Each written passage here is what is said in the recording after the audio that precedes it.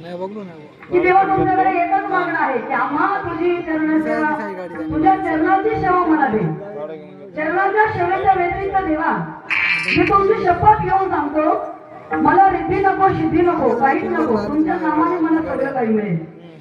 जयंत असेल देवा संतांची संगत दे. संतांच्या संगतीने थोडं लाभ होतो आणि सगळं काही मिळत प्राप्त करायचं असेल तर संत संगतीनं होतं.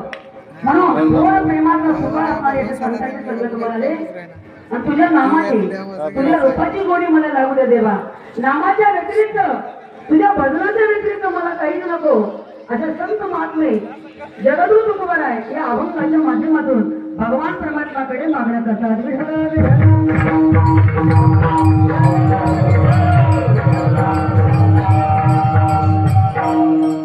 आजचा हा सगळ्यात महत्वाचा म्हणजे मागणीचा दिवस आहे बरं का. गेल्या 7 दिवसापासून आपण सतत भगवान परमात्माचं नामचिंतन केलं, अखंड कीर्तन श्रवण केलं, हरिपाठ केला, तागडा केला, श्रीमद भागवत कथा श्रवण केले आणि ते 7 दिवस केलेला सेवेचा मोबदला आज सर्वांनी देवासमोर अर्ज सादर करायचा आहे, मागणी मागायचं आहे आणि उद्या भगवान परमात्मा प्रसादाच्या रूपाने तो मागला देणार आहे. आजचा सगळ्यात महत्वाचा दिवस म्हणजे हा मागणीचा दिवस आहे.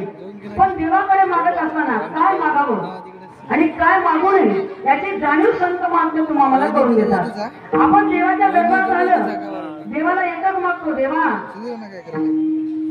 सुख संपत्ती घर आवे, सुख संपत्ती घर आवे, कष्ट मिटे नका, ओम जय जगदीश हरे.